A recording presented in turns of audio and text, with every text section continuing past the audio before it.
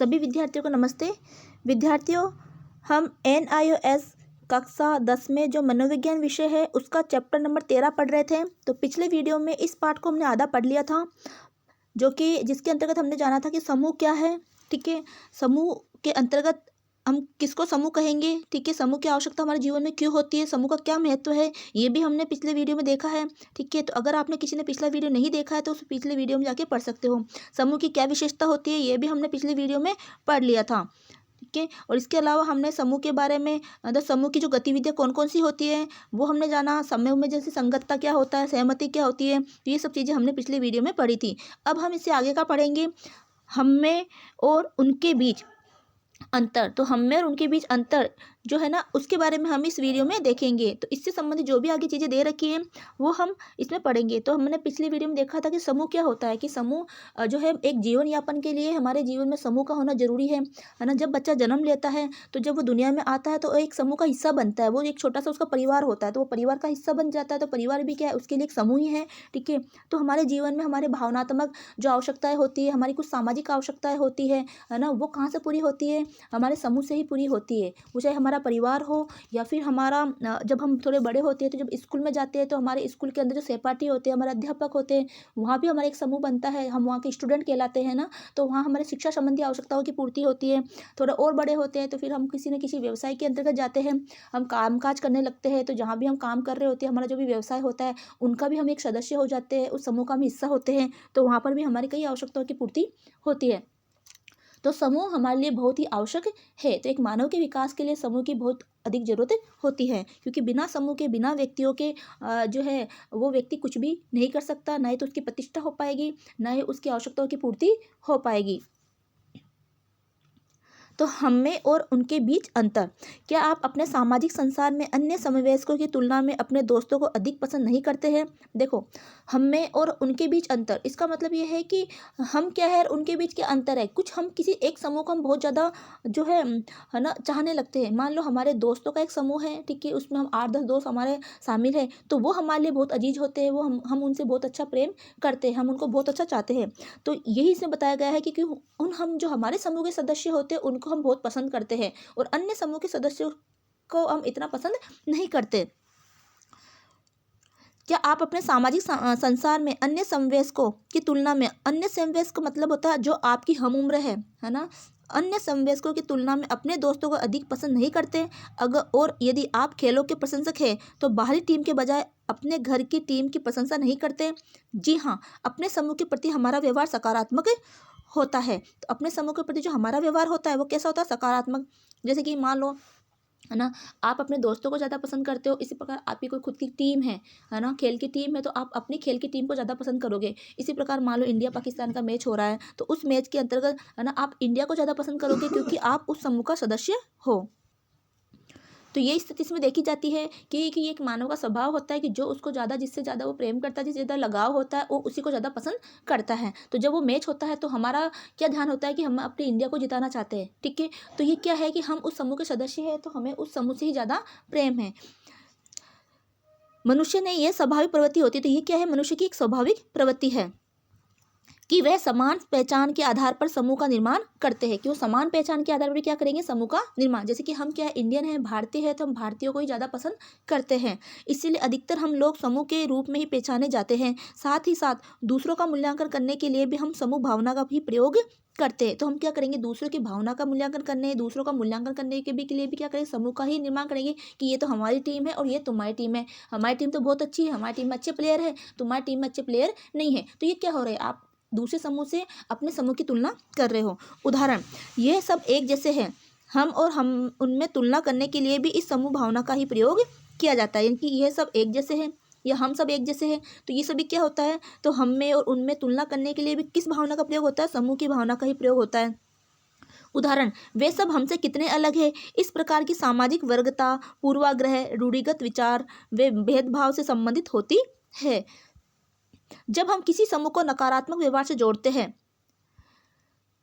और अपने और उनमें तुलना करते हैं, ऐसे में हम समूह को अलग करने के लिए रेखा ने लगते हैं कि जब हम क्या करते हैं, कुछ नकारात्मक व्यवहार जोड़ लेते हैं किसी समूह के प्रति, हम क्या करते हैं नकारात्मक व्यवहार जोड़ते हैं कि यानी वो समूह हमें अच्छा नहीं लगता है ना, फिर हम क्या करते हैं अपने समूह में उन समूह में कुछ भिन्नता ढूंढने लगते हैं, ठीक है, और उसमें एक अलग पने की एक रेखा खींचते हैं। इस तरह के प्रयास से हम दूसरे समूह को अपने से कम समझने लगते हैं। जिनके लिए हमारे मस्तिष्क में पूर्वाग्रह होते हैं उनके प्रति हिंसा और हानिकारक कार्य आम होते हैं। देखो, तो हमारे मन में पूर्वाग्रह यानी पहले से ही उनके प्रति नकारात्मक सोच है, नेगेटिव धारणा है हमारे मन में, तो हम क्या करते हैं कि जब हमारे मन में, हमारे मस्तिष्क के अंदर उन लोगों के प्रति या उस समूह के प्रति पहले से क्या है, पूर्वाग्रह, यानी पूर्वाग्रह पहले से ही हमारे मन में ऐसी भावनाएं हैं कि हम उसको हमेशा नेगेटिव लेते हैं, उनको बुरा ही समझते हैं, है ना, तो उनके प्रति हमारी भावना हिंसात्मक भी हो सकती है और उनको हानि पहुँचाने वाली भी हो सकती है। तो ये एक आम बात होती है। हम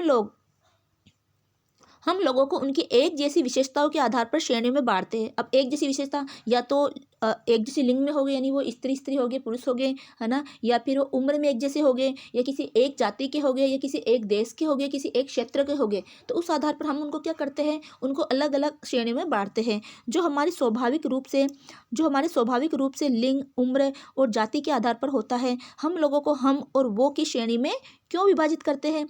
हम लोगों को इसीलिए विभाजित करते हैं क्योंकि इससे लोगों से व्यवहार करने में आसानी होती है। तो हम और वो, तो इस तरह से हम उसको विभाजित करेंगे, तो ये इसलिए करते हैं ताकि हम उन लोगों से किस तरह का व्यवहार करें, वो हम उनके प्रति सकारात्मक व्यवहार कर रहे हैं, हमारे प्रति, हमारे मन में उनके प्रति अच्छी सोच है तो हम उसके साथ सकारात्मक व्यवहार करेंगे। अगर हमारे मन में उनके प्रति नेगेटिव विचारधारा है तो हम उसके पास सामने नेगेटिव विचारधारा वाली ही उससे व्यवहार करेंगे।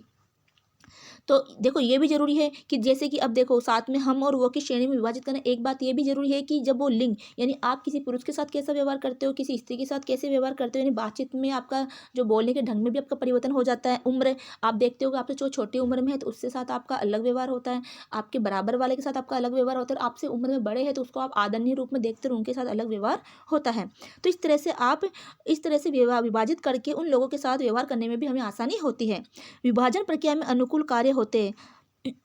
व्यक्तिगत रूप से हर व्यक्ति को अलग अलग उत्तर देना एक भारी भरकम कार्य होता है, लेकिन जब कभी हमारे पास अधिक समय और जानकारी हो तो हम व्यक्ति या समूह दोनों को बिल्कुल सही रूप में समझ पाते हैं। अब ये प्रश्न दे रहा है हम और हम में महत्वपूर्ण अंतर का वर्णन कीजिए। तो अभी हमने जो पढ़ा है वही इसके अंदर आंसर है। फिर है अगला है कार्य निष्पादन पर समूह का प्रभाव। अब देखो, जो भी कार्य निष्पादन का मतलब होता है कार्य को करना, है ना, कोई भी कार्य करते हैं तो उस पर समूह का क्या प्रभाव पड़ता है। देखो, उसमें ये होता है कि कार्य के करने पर समूह पर सकारात्मक और नकारात्मक दोनों प्रभाव पड़ता है। कई बार क्या होता है कि हमारा जो समूह बहुत बड़ा होता है तो उसमें अच्छे से कार्य नहीं हो पाता, लेकिन अगर समूह छोटा है तो उसमें कार्य भी बेहतर तरीके से हो पाता है, क्योंकि एक जो उसका नेता होता है, लीडर होता है, वो सभी लोगों पर अच्छे से नज़र रख सकता है, उनको अच्छे से गाइडेंस कर सकता है। किसी भी कार्य निष्पादन पर समूह के सकारात्मक व नकारात्मक दोनों प्रभाव पड़ते हैं। ऐसी ही कुछ महत्वपूर्ण धारणा है जो हमें समूह का सदस्य बनने के लिए उससे पड़ने वाले प्रभाव को समझने में सहायक होती है। सामाजिक सुगमता। हम कभी कभी लोगों की उपस्थिति मात्र से भी प्रभावित होते हैं। केवल उपस्थिति का अर्थ उन लोगों से है जो एक दूसरे से मुकाबला नहीं करते, लेकिन निष्क्रिय दर्शक या साथी कलाकारों की तरह उपस्थित होते हैं। देखो, हम लोग कभी कोई, मान लो कोई भी कार्य हो रहा है किसी समूह में और वहाँ पर उसको देखने वाले कितने लोग उपस्थित हो रहे हैं, या कोई समूह है उस समूह में कितने लोग जुड़े हुए हैं, तो वो भी हमारी मानसिकता को प्रभावित करती है। हम क्या सोचते हैं, अरे इसमें तो बहुत ज़्यादा लोग जुड़े हुए हैं, है ना, तो इसका मतलब ये क्या होगा, ये बहुत ही, है ना, अच्छा समूह होगा, है ना, तो ये चीज़ें उसमें देखी जाती हैं। अब चाहे वो देखने वाले, कई बार क्या होता है कि वो जो देखने वाले हैं या उसके जो साथी लोग हैं, है ना, वो एक दूसरे से मुकाबला भी नहीं करते हैं ना, और ना ही कोई उसमें कुछ काम करते हैं, सिर्फ वो दर्शक होते हैं। तो दर्शक के साथ कारण भी उन समूह के बारे में क्या हो जाता है कि अच्छी धारणाएं बन जाती है कि हमारी खाने खेलने जैसी सामान्य क्रियाएं लोगों की उपस्थिति मात्र से प्रभावित होती है। हम रोजाना के जीवन में इस तरह के बदलाव अपने व्यवहार में देख सकते हैं। ये देखा जाना है कि पार्क में साइकिल चलाने वाले या जॉगिंग करने वाले लोगों की अकेले करने की तुलना में एक साथ भागने दौड़ पर उसकी रफ्तार तेज हो जाती है। देखो, कई बार हम देखते हैं कि पार्क में अगर कोई साइकिल चलाता है ना, तो एक तो वो अकेला चल रहा है तो वो अपनी गति से चलता रहेगा, लेकिन अगर उसके साथ दो चार लोग और हैं जो साइकिल चला रहे हैं, ठीक है, तो फिर उसकी गति क्या हो जाएगी, तेज हो जाएगी, कि वो उनसे आगे निकलना चाहेगा, है ना। इसी तरह जॉगिंग करने वाले, चलने वाले, टहलने वाले लोग हैं, वो अकेला चल रहा है तो किसी के साथ उसकी कंपटीशन नहीं है, या फिर वो कोई किसी को नहीं देखेगा, अपनी मस्ती में चलता रहेगा। लेकिन वहाँ और कोई लोग भागने दौड़ने वाले हैं तो उनको देख कर उसको भी मन में होगा कि मैं भी, है ना, इनसे आगे निकलूँ, थोड़ा तेज चलूँ, तो ये क्या होगी, उसकी रफ्तार तेज हो जाएगी। तो इस तरह से सामाजिक जो लोग हैं, है ना, उसके आसपास के जो लोग हैं ना, वो भी उसकी को प्रभावित करते हैं। तो सामाजिक सुगमता भी उसको प्रभावित करती है। अगला है सामाजिक उपेक्षा, है ना। तो देखो सामाजिक उपेक्षा भी क्या करती है, उसकी जो समूह भावना को प्रभावित करती है। सामाजिक उपेक्षा समूह के लोगों की ऐसी प्रवृत्ति है कि एक समान लक्ष्य होने पर वे कम प्रयास करते हैं। जब जब वे एकता में ताकत है कि सामान्य धारणा के विपरीत व्यक्तिगत रूप से उत्तरदायी होते हैं, ऐसे में जब पुरस्कार एक जैसा बंटना हो, तब कार्य कम चुनौतीपूर्ण, कम आकर्षक व कम अनुभवी हो जाता है। लेकिन जब सदस्यों की पहचान समूह की तरह होती है और कार्य आकर्षक होता है, तब समूह के सदस्य कम समय नष्ट करते हैं। देखो इसमें यह बताया गया है कि जब क्या होता है कि लक्ष्य तो एक है ना, तो उस कई बार क्या होता है, एक ही तो लक्ष्य है, लेकिन फिर भी उसमें कुछ लोग कम प्रयास करते हैं, है ना। लेकिन जब वे एकता की भावना को देखते हैं कि एकता ही क्या है, ताकत है, तो और उसके विपरीत सामान्य धारणा ये होती है कि व्यक्तिगत रूप से अगर वो उत्तरदायी, अगर वो अकेला किसी काम को कर रहा है, एकता के रूप में सभी लोग मिलकर काम नहीं कर रहा, तो भी उसमें काम में अंतर आ जाता है ना। और जब ऐसे में जब पुरस्कार बांटने का काम हो, है ना, कि पुरस्कार जो मिलेगा सबको एक समान पुरस्कार मिलेगा, है ना, तब कार्य कम चुनौतीपूर्ण होता है ना, कि एक जैसा काम, एक जैसे सबको क्या मिलेगा, पुरस्कार मिलेगा, तो सभी काम आसानी से हो जाते हैं और चुनौतीपूर्ण भी कम रहेगा और कम ही आकर्षक होगा और कम ही अनुभवी हो जाता है। क्योंकि लोगों को क्या लगता है कि अरे हमें भी तो वही पुरस्कार मिलेगा जो सामने वाले को मिल रहा है, तो हम तो उसमें क्या आता है कि आगे ज़्यादा अच्छे से काम करने की उसमें भावनाएं नहीं रहती है। लेकिन अगर ऐसा हो कि नहीं, जो अच्छा काम करेगा उसको अच्छा पुरस्कार मिलेगा, तो काम करने की भावना और अच्छी हो जाती है और एक बेहतर तरीके से, अच्छे तरीके से वो कार्य करता है। तो इस तरह से इसमें बताया गया है। सामाजिक सुगमता एक ऐसी प्रक्रिया है जिससे लोग समूह में ऊपर उठते हैं और उत्तम कार्य संपादन की ओर अग्रसर होते हैं। सामाजिक उपेक्षा का देखो, सामाजिक सुगमता, अगर व्यक्ति, सामाजिक सुगमता के अंतर्गत ये होता है कि अगर उनके कार्य को एप्रिशिएट किया जाता है, उनके कार्य को सराहना दी जाती है, तो लोग उस कार्य को करने के लिए और आगे आते हैं और ऊपर उठते हैं, है ना, आगे प्रगति करते हैं। लेकिन सामाजिक उपेक्षा, अगर किसी कार्य की उपेक्षा कर दी जाए जिसमें जिम्मेदारी का बटा होना, देखो सामाजिक उपेक्षा का अर्थ है जिम्मेदारियों का बटा होना। इसका अर्थ है कि समूह का हर सदस्य लक्ष्य प्राप्त करने के लिए आवश्यक प्रयास नहीं करता। तो इसमें क्या करेगा, अगर जिम्मेदारी बांट दी जाती है तो कई बार क्या होता है कि वो लक्ष्य प्राप्त करने के लिए आवश्यक प्रयास नहीं करता। क्या आपने कभी रस्सी से खींचने वाला खेल देखा है? तो रस्सी से खींचने वाले खेल के अंतर्गत क्या होता है कि जो आगे के सदस्य होते हैं वो तो क्या करते हैं, बहुत तेजी से जोर लगाते हैं और पीछे वाले हल्का फुल्का जोर लगाते हैं, क्योंकि सारा बर्डन किस पे पड़ गया, आगे वाले पे पड़ गया। ठीक है, तो इस तरह से पीछे वाले पर इतना बर्डन नहीं हो पाता, वो तो हल्का सा जोर ही लगाते हैं। तो इसमें क्या है, इसका अर्थ है कि समूह का हर सदस्य लक्ष्य प्राप्त करने के लिए आवश्यक प्रयास नहीं करता है ना। अगर जिम्मेदारी सभी में बांट दी जाए तो इसमें कैसे उपेक्षा होती है कि समूह का हर सदस्य आवश्यक जो है लक्ष्य प्राप्ति के लिए जो है कार्य नहीं करता और अच्छी तरह से ध्यान भी नहीं देता। क्या आपने कभी रस्सी से खींचने वाला खेल खेला है? क्या आपने यह ध्यान दिया है कि जिन्होंने रस्सी आगे से पकड़ी है वह रस्सी खींचने के लिए अधिक जोर लगाते हैं और जो लोग बिल्कुल पीछे होते हैं उन्होंने केवल रस्सी पकड़ी हुई होती है। हाँ, जहाँ किसी के कार्य का मूल्यांकन न हो अथवा पुरस्कार न किया जाए, वह सामाजिक उपेक्षा सामान्य बात है। यानी कि किसी के कार्य का मूल्यांकन नहीं होता है, सभी को एक जैसा देखा जाता है। अब रस्सी खींचने वाले में क्या होगा, वो टीम को देखा जाएगा कि हाँ ये टीम जीत रही है, वो टीम जीत रही है ना। लेकिन अगर उसमें ये होगा कि कौन ज़्यादा जोर लगा रहा है, कौन अच्छे से खींच रहा है, तो उसको अच्छा पुरस्कार दिया जाएगा। तो फिर सभी लोग क्या करते हैं, अपना बहुत और अच्छे से प्रयास करते हैं। तो वहाँ पर क्या हो जाती है, सामाजिक उपेक्षाएं हो जाती है। समूह का आकार, अब देखो समूह का आकार भी क्या करता है, समूह का आकार भी समूह को प्रभावित करता है, उनके कार्य को प्रभावित करता है। समूह का आकार जितना बड़ा होगा उतना ही उस समूह के सदस्य व्यक्तिगत जागरूकता को खो देता है और उत्तेजित स्थिति में भीड़ द्वारा लूटना, जलाना और जान से मारने जैसे अत्याचार किए जा सकते हैं। देखो समूह का सदस्य, समूह जितना बड़ा होगा उसमें व्यक्तिगत जागरूकता खुद खो जाती है ना। लोग कुछ भी अपराध भी उसमें कर सकते हैं, है ना। जैसे मान लो किसी भी नेता का बहुत ज़्यादा भीड़ है ना, कोई आंदोलन हो रहा है और वहाँ पर बहुत ज़्यादा भीड़ इकट्ठी हो गई, तो उस भीड़ में कुछ ऐसे, है ना, उस भीड़ में कुछ ऐसे लोग भी होते हैं जो क्या करते हैं, अप्राकृतिक घटनाएं कर देते हैं, है ना। वहाँ लूटमार मचा देते हैं, आगजनी कर देते हैं, पता ही नहीं चलता किसने क्या किया है। ठीक है, तो फिर उस भीड़ को या उस बड़े समूह को संभालना बड़ा ही मुश्किल हो जाता है। ऐसी उत्तेजित भीड़ अपने समूह के सदस्यों का विश्वास दिलाती है कि उन्हें सताया नहीं जाएगा, वे उस कार्य को समूह का कार्य मानते हैं। अब है समूह का ध्रुवीकरण। जब भी समूह को निर्णय लेना होता है उसके सभी सदस्य मिलते हैं। देखो, जब भी समूह में कोई निर्णय लेना होता है तो सभी सदस्य क्या करते हैं, आपस में मिलते हैं।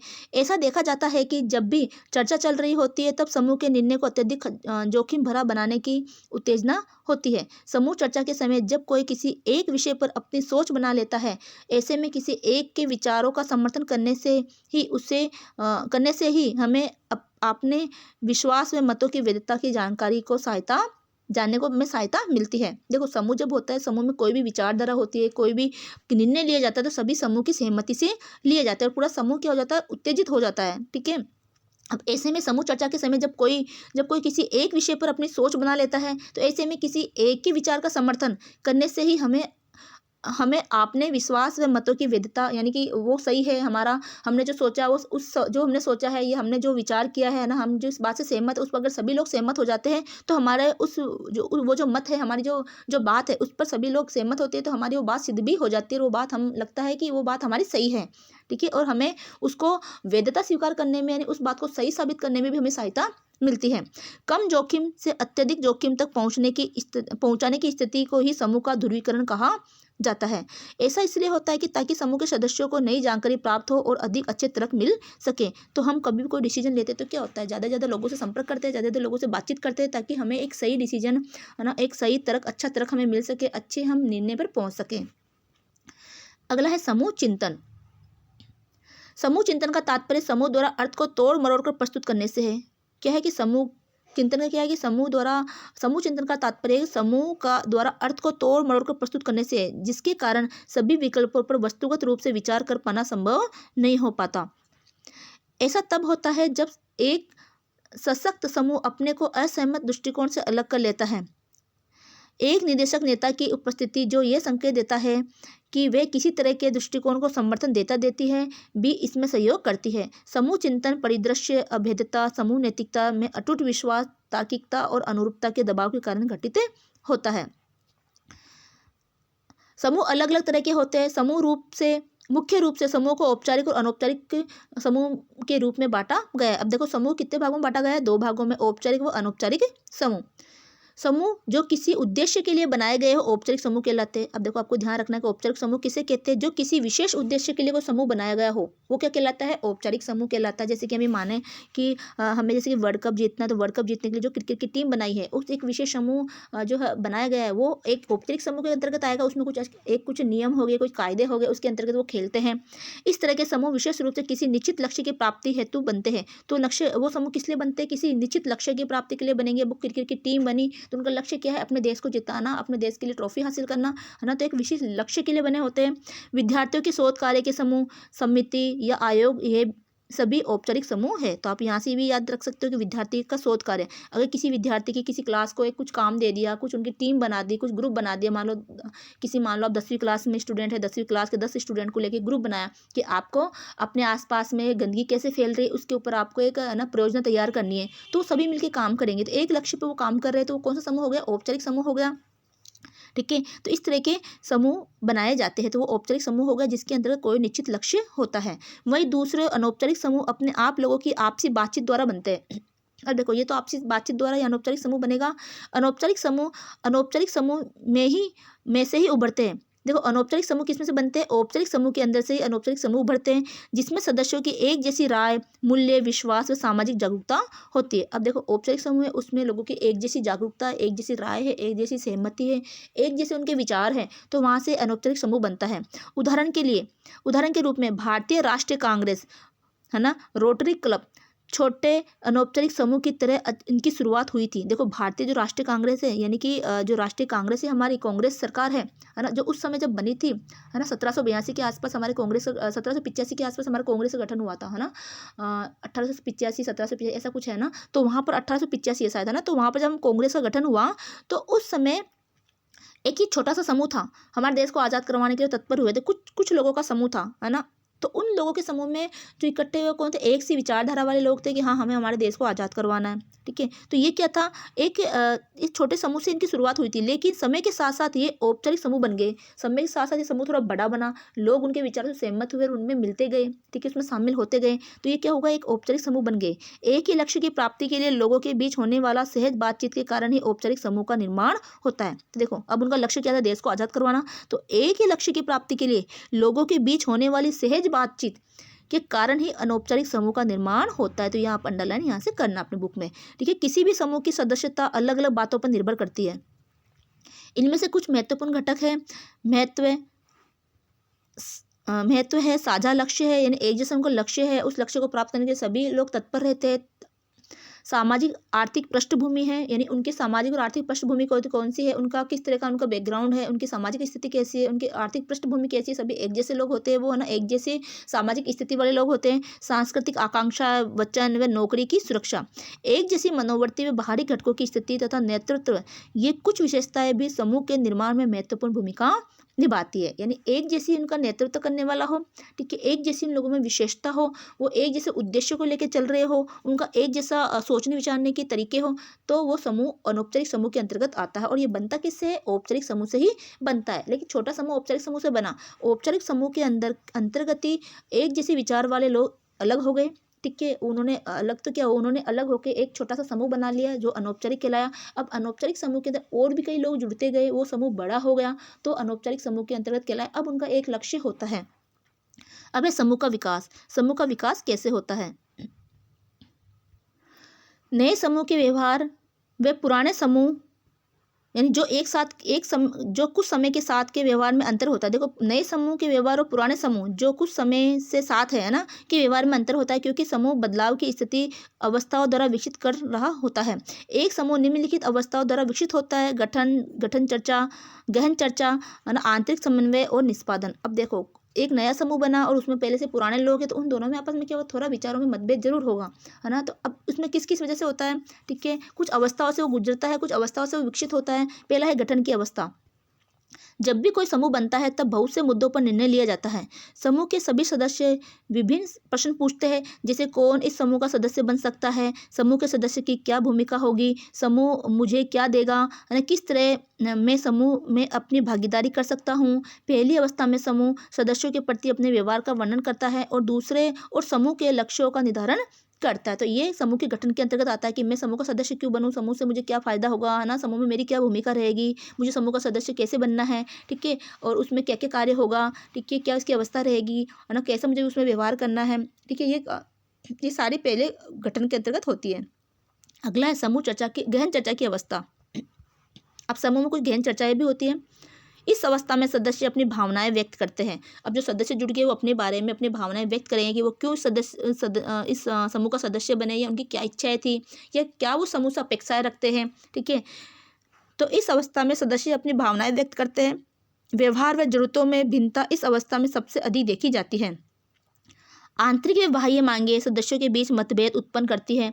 अगर इस मतभेद को अनदेखा किया जाए तो सदस्यों के बीच कटुता उत्पन्न होती है, जो कि निष्पादन क्षमता को हानि पहुंचाती है। देखो, क्या होता है कि इसके अंतर्गत आंतरिक और बाह्य मांगे, अब उस समूह के जो सदस्य हुए तो सदस्यों में आपस में चर्चाएं होगी, है ना, उनके विचारों को जाना जाएगा। तो उसमें कुछ आंतरिक मांगे, कुछ बाह्य सदस्यों की जो आंतरिक में बाह्य जो मांगे होती है सदस्यों की, उनके बीच में कई बार मतभेद उत्पन्न हो जाते हैं। अगर उन मतभेदों को अनदेखा कर दिया, उन मतभेदों को दूर नहीं किया गया, उनमें जो आपस में मिसअंडरस्टैंडिंग हो रही है उनको अगर दूर नहीं किया गया, तो क्या होगा, उन सदस्यों के बीच में कटुता उत्पन्न हो जाएगी, उन आपस में मतभेद हो जाएगा, जिसकी वजह से जो वो समूह चाहता है ना, जो कार्य के जिस लक्ष्य के लिए समूह बना है, यानी उस कार्य को निष्पादन, यानी उस लक्ष्य को प्राप्त करने में, उन कार्य को करने में उस समूह के सदस्य क्या हो गए, है ना, अच्छे से नहीं कर पाएंगे, तो उस कार्य निष्पादन की क्षमता है उसमें हानि पहुंचेगी। यानी उस मुख्य लक्ष्य तक, जिस लक्ष्य के लिए समूह बना है, वो उस लक्ष्य तक नहीं पहुंच पाएंगे, क्योंकि उनके लोगों के अंदर ही क्या हो गए, मतभेद हो गए। उन समूह के लोग आपस में एक जैसे विचार पर शामिल नहीं हुए, तो उनके जो आपस में जो भी मतभेद है उनको दूर करना भी क्या होता है, जरूरी होता है। प्रारंभिक एकीकरण की अवस्था। इस अवस्था में आंतरिक निकटता और संबंध विकसित किए जाते हैं, जिसके अनुसार ही समूह के सदस्यों को आगे बढ़ना होता है। इस चरण में समूह के सदस्य एक दूसरे के साथ सहयोग करना आरंभ कर देते हैं। निष्पादन अवस्था। इस चरण में समूह एक प्रभावी इकाई के रूप में कार्य करना शुरू कर देता है। यानी अब समूह के जो भी सदस्य है एक प्रभावी रूप से वो एक इकाई बन जाते हैं। एक समूह के सभी लोग मिलकर उस कार्य को अंजाम देते हैं जिस लक्ष्य के लिए वो उन्होंने समूह बनाया है। इस अवस्था तक समूह के सदस्य एक दूसरे के साथ रहना सीख जाते हैं और साथ में एक दूसरे के साथ रहना भी सीखते हैं ना, उनसे कैसा व्यवहार करना है, कैसे एक दूसरे की ना भावनाओं को समझना है। अब तक समूह के सदस्यों की भूमिका व नेतृत्व के विषय का निर्णय ले लिया जाता है। समूह अपने लक्ष्यों को हासिल करने की शुरुआत कर देता है। इस अवस्था में अधिकतर सदस्य समूह से संतुष्ट होते हैं। नेतृत्व, अगला पॉइंट है नेतृत्व करना। अधिकतर यह कहा जाता है कि आज के युवा कल के नेता है। जीवन के विभिन्न पहलुओं में नेता प्रसिद्ध होते हैं। मास मीडिया के जरिए हमारे सामने खेल, राजनीति, सिनेमा, व्यवसाय के दिग्गजों की तस्वीरें सामने लाई जाती है। देखो आज के युवक के आने वाली भावी पीढ़ी में क्या होगा, कल के नेता हो गए तो वो जीवन के विभिन्न पहलुओं के रूप में वो नेता प्रसिद्ध होते हैं। ठीक है, कोई सामाजिक कार्यकर्ता के रूप में प्रसिद्ध है, कोई राजनीतिक के रूप में प्रसिद्ध है, कोई फिल्मी दुनिया में प्रसिद्ध है ना, और उनकी तस्वीरें मीडिया जो है हमारे सामने लाता रहता है। एक सफल नेता के पीछे कई कहानियां जुड़ी होती है और सफल नेता बनने के लिए कोई एक विशेष काफ़ी नहीं होता। यानी कोई एक विशेषता काफ़ी नहीं होती। एक सफल नेता बनने के लिए कोई इसमें एक विशेषता काफ़ी नहीं, उसमें पता नहीं कई विशेषताएं होती हैं। सामाजिक सांस्कृतिक परंपराएं, राजनीतिक आर्थिक स्थितियां नेतृत्व के कुछ महत्वपूर्ण निर्धारक हैं। परिवार, व्यवसाय, विद्यालय, देश व सेना में सफलता आदि नेतृत्व की विशेषता को प्रभावित करती है कि उस बच्चे का अगर वो नेतृत्व की क्षमता उसमें रखता है तो उसका व्यवहार कैसा है, उसका परिवार कैसा है, उसका व्यवसाय क्या है। ठीक है, वो जिस स्कूल में पढ़ा है वहाँ का माहौल क्या है ना, जिस देश में रहता है उसकी स्थिति क्या है, वो सभी उसको एक नेता की नेतृत्व करने की विशेषताओं को प्रभावित करती है। आज कंप्यूटर व इंटरनेट के द्वारा काम करने में राष्ट्रीय व भौगोलिक रेखाएं मिट गई है, जिससे वैश्विक स्तर पर नेतृत्व की मांग बढ़ी है। नेतृत्व का अर्थ है दूसरों को निश्चित लक्ष्य प्राप्त करने के लिए प्रेरित करना। अब यहाँ पूछा जाएगा नेतृत्व का मतलब क्या है, तो क्या है दूसरों को निश्चित लक्ष्य प्राप्त करने के लिए प्रेरित करना। मान लो एक समूह है, समूह में एक नेता बना, ठीक है, वो नेता क्या करेगा, उनको सबको गाइड करेगा कि हमें उस लक्ष्य तक पहुंचना, सबको जोड़े रखेगा। ठीक है, समूह में कोई मतभेद होगा तो उस मतभेद को भी वो दूर करने का प्रयास करेगा, आपस में सबको भाईचारे के रूप में साथ रखेगा, है ना, आपस में समूह में प्रेम भावना बनी रहे और वो अपने लक्ष्य को प्राप्त करने के लिए अच्छा से कार्य निष्पादन करे, अच्छा कार्य करें। तो ये एक नेता का भी काम हो जाता है। तो ये नेता कैसे बना, है ना, कोई भी पार्टी है उस पार्टी का एक नेता होता है, वो अपने पार्टी को साथ लेके चलता है ना, उनमें कोई मतभेद होते हैं तो मतभेदों को भी वो दूर करता है। तो वो क्या करते हैं, एक निश्चित लक्ष्य को प्राप्त करने के लिए प्रेरित होते हैं। तो नेता क्या, नेतृत्व का अर्थ क्या हुआ, दूसरों को निश्चित लक्ष्य प्राप्त करने के लिए प्रेरित करना। एक अच्छा नेता अपने समर्थकों के व्यवहार, विशेषताओं और प्रदर्शन को प्रभावित कर सकता है। अच्छे नेता के गुण, जिस तरह गांधी जी सामाजिक नेता के उदाहरण हैं, गांधी जी क्या है, सामाजिक नेता के उदाहरण हैं, उसी प्रकार नारायण मूर्ति व्यावसायिक नेता के, तो देखो गांधी जी क्या है, सामाजिक नेता के एक उदाहरण कह सकते हैं, तो नारायण मूर्ति के एक व्यावसायिक नेता के, तथा बुद्ध है, यीशु है, गुरु नानक धार्मिक नेता के उदाहरण है। प्रभुत्व व प्रभाव के नेतृत्व प्रक्रिया के लिए महत्वपूर्ण है। नेताओं को अधिकतर लोगों द्वारा सुना व स्वीकार किया जाता है। जो नेता जो बोल रहा है वो अधिकतर लोग सुनेंगे उनको, और जो वो कह रहा है उसको वो लोग स्वीकार भी करेंगे। तो ऐसा उस नेता में भी गुण होना चाहिए कि उसकी बातों को सुनकर सामने वाला प्रभावित भी हो। जैसे कि धार्मिक क्षेत्र में हम देखें तो महात्मा गौतम बुद्ध हुए हैं, यीशु मसीह हुए हैं, गुरु नानक हुए हैं, ये धार्मिक नेता कहलाए। इन्होंने जिस धर्म का प्रचार किया उनको लोग आज भी मानते हैं, क्योंकि उनकी बातों को आज भी लोग जो है अपने जीवन में उतारते हैं। तो ये सभी क्या है, तो एक धार्मिक नेता के रूप में है। किसी भी सफल नेता के गुण स्थान, संस्कृति व स्थिति के अनुसार अलग अलग होते हैं। हर कार्य क्षेत्र में के अपने अपने नेता होते हैं। अब देखो बिजनेसमैन का नेता अलग हो गया, ठीक है, सामाजिक के नेता गांधी जी हुए, है ना, नारायण कृष्ण मूर्ति बिजनेसमैन यानी व्यवसाय का नेता है। धार्मिक क्षेत्र के अंदर गुरु नानक है, यीशु मसीह है, महावीर स्वामी है, बुद्ध है, उन्होंने कुछ अपने दर्शन दिए जो हमने पिछले पार्ट में पढ़ा था। पिछले पार्ट में क्या हमने सामाजिक में भी पढ़ा होगा, आपके पास सामाजिक अगर विषय है तो वहाँ पर आप इनके बारे में पढ़ोगे। ठीक है, तो उन्होंने कुछ ऐसे दर्शन दिए, कुछ उन्होंने उनके विचारधाराएं दी जो लोगों को अच्छा लगा, लोगों ने उनकी बातों को माना और उनके पथ प्रदर्शन पर वो चल रहे हैं। किसी भी सफल नेता के गुण स्थान, संस्कृति, स्थिति के अनुसार अलग अलग होते हैं। हर कार्य क्षेत्र के अपने अपने नेता है। जैसे क्रिकेट में सचिन तेंदुलकर, व्यवसाय में रतन टाटा, लेकिन उन्हें जनता का नेता नहीं कहा जा सकता क्योंकि एक विशेष क्षेत्र से जुड़े हुए नेता है। किसी विशेष कार्य क्षेत्र में नेतृत्व होना व जनता में सामाजिक नेतृत्व दोनों अंतर है। देखो ये तो क्या है, ये तो क्रिकेट के क्षेत्र में है, सचिन तेंदुलकर है ना, रतन टाटा व्यवसाय के क्षेत्र में है, लेकिन तो ये एक विशेष क्षेत्र में तो उनका अलग है। लेकिन जनता तो ये क्या हो गया, किसी विशेष कार्य क्षेत्र में के नेतृत्व होना और जनता में सामाजिक नेतृत्व, दोनों में क्या होता है, अंतर होता है कि जनता का जो नेता है, ठीक है, उनमें अंतर है, और एक किसी विशेष क्षेत्र में कोई नेता है, विशेष क्षेत्र की जानकारी रखता है, तो वो चीज़ें अलग है। किसी भी नेता की मनोवैज्ञानिक विशेषता इस प्रकार की होती है, वे अपने समर्थकों की क्षमता को जानता है।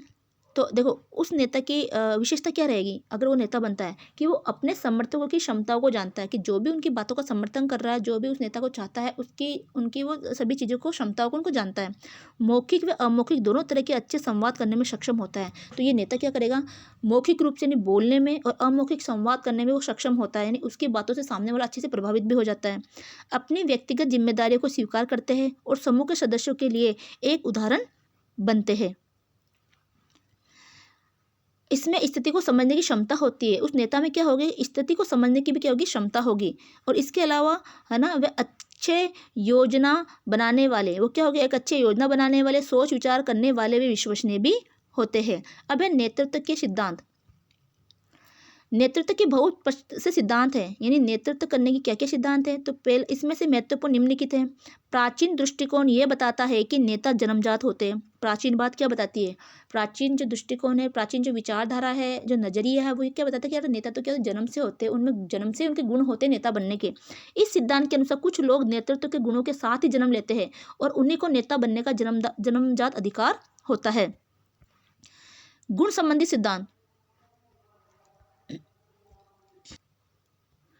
ये सिद्धांत यह बताता है कि कौन सी व्यक्तिगत विशेषताएं प्रभावी नेतृत्व की ओर ले जाती है। देखो गुण संबंधी सिद्धांत ये बताता है कि उस व्यक्ति में ऐसा क्या विशेष गुण है जो उसको एक प्रभावी नेतृत्व की ओर ले जाएगी, उसको एक अच्छा नेता बनाने के अंदर समर्थ जो है, उसको एक अच्छा नेता बनाने में वो समर्थ होगी। आत्मविश्वास, दूसरों के विचारों का सम्मान, नौकरी के प्रति भावावेश तथा दूसरों के लिए एक उदाहरण बन पाने की क्षमता, लोगों के प्रति प्रेम, स्वीकृति, परिपक्वता, जिम्मेदारी और लक्ष्य हासिल करने की तीव्र इच्छा आदि नेतृत्व की कुछ अन्य विशेषताएं हैं। अगला है व्यवहार परक सिद्धांत। ऐसा देखा गया है कि सफल नेता का व्यवहार दो तरह का होता है, कार्य केंद्रित और कर्मचारी केंद्रित। यानी एक तो वो कार्य के प्रति भी ईमानदार होता है, अपने कार्य को अच्छे से करता है ना, जिम्मेदारी वाला व्यक्ति होता है। दूसरा अपने कर्मचारी केंद्रित, यानी अपने कर्मचारियों के प्रति, अपने सदस्यों के प्रति, उनकी सारी जरूरतों का भी वो ध्यान रखता है। कार्य प्रबोधक काम के गुण एवं मात्रा से संबंधित होता है। वहीं दूसरी ओर कर्मचारी केंद्रित प्रबोधक समूह के सदस्यों की निजी जरूरतों को पूरा करने की ओर ध्यान देता है। अगला है परिस्थितिजन्य सिद्धांत। तो ये हम नेतृत्व के जो है सिद्धांत देख रहे हैं। हम अक्सर ये देखते हैं कि प्रभावी नेतृत्व में परिस्थितिजन्य परिवर्तन महत्वपूर्ण भूमिका निभाते हैं। नेतृत्व व्यवहार की विशेष शैली पर निर्भर करती है। जैसे जैसे स्थितियां बदलती है, अलग अलग नेतृत्व शैली उपयुक्त बन जाती है। देखो परिस्थिति के अनुसार वो नेता क्या करेगा, परिस्थिति के अनुसार अपने व्यवहार को भी चेंज करेगा। तो ये भी उसमें गुण होना चाहिए नेतृत्व में, ठीक है। अगला है लक्ष्य सिद्धांत। लक्ष्य जो सिद्धांत है ना, लक्ष्य सिद्धांत क्या बताता है कि लक्ष्य सिद्धांत ये केंद्रित करता है कि किस प्रकार नेता अपने अनुयायियों की उम्मीदों को प्रभावित करते हैं। इसके अनुसार नेता का व्यवहार अनुयायियों के लिए तब स्वीकार होता है जब वह उन्हें यह लगे कि उससे उनकी उम्मीदें या भविष्य में होने वाली इच्छाओं की पूर्ति हो रही है। लक्ष्य सिद्धांत मतलब कि देखो लक्ष्य सिद्धांत ये केंद्रित करता है कि किसी प्रकार का नेता, जो नेता है और उनके जो अनुयायी होते हैं, उस नेता की बातचीत को मानने वाले, उनके विचारों को मानने वाले जो उम्मीदवार होते हैं, वो ये उम्मीद रखते हैं कि ये जो नेता बन रहा है, हम उसकी बातों को मान रहे हैं, उनके अनुयायी हो रहे हैं, उनके व्यवहार को हम मान रहे हैं, तो उससे हमारे भविष्य में क्या होगी, हमारी कुछ इच्छाओं की पूर्ति होगी, हमारे आगे भविष्य हमारा अच्छा होगा। लक्ष्य सिद्धांत द्वारा नेतृत्व की 4 निम्नलिखित शैलियां मानी जाती है। पहला है गति दिशा शैली, अनुयायी को यह बताती है कि क्या करना है और किस प्रकार करना है। दूसरा है सहायक शैली, अनुयायियों के साथ अंतर व्यक्ति संबंध स्थापित करने से संबंधित है। तीसरा है सहभागिता शैली, ये विश्वास रखती है कि अनुयायी की सहभागिता निर्णय लेने की गुणवत्ता को बेहतर बनाती है। चौथा है उपलब्धि शैली, अनुयायियों के लिए चुनौतीपूर्ण लक्ष्य निर्धारित करती है। तो अनुयायी के लिए क्या करती है, चुनौतीपूर्ण कुछ लक्ष्य भी निर्धारित करती है ना। तो इस तरह से लक्ष्य केंद्रित जो है वो भी एक सिद्धांत है जो कि नेतृत्व के अंतर्गत आता है। अब ये आपने क्या सीखा, देखो यहाँ पर हमारा पाठ क्या होता है, कंप्लीट हो जाता है है ना। यह हमें सबने पाठ के अंतर्गत हमने पढ़ लिया है। तो अब इससे संबंधित कुछ प्रश्न है तो आप पाठ के प्रश्न को आप जो भी है अपने इस पाठ के अंतर्गत क्वेश्चनों का आंसर ढूंढ लेना, ठीक है। तो उम्मीद है कि ये पाठ आपको समझ में आ गया होगा। तो इसको ज़्यादा ज़्यादा लाइक करें, अपने अन्य साथियों के साथ शेयर करें और चैनल को सब्सक्राइब करें, साथ में बेल आइकन को जरूर दबाएं ताकि आपको आने वाली वीडियो की नोटिफिकेशन मिलती रहे, है ना। क्योंकि मैंने देखा है कि देखते तो बहुत से स्टूडेंट हैं लेकिन उसको सब्सक्राइब नहीं करते। तो प्लीज़ आपको सब्सक्राइब करना है, तो उसमें तो कुछ भी नहीं लग रहा होता, तो आप इसको सब्सक्राइब भी जरूर करें। तो मिलते हैं अगले वीडियो में, तब तक के लिए जय हिंद जय भारत।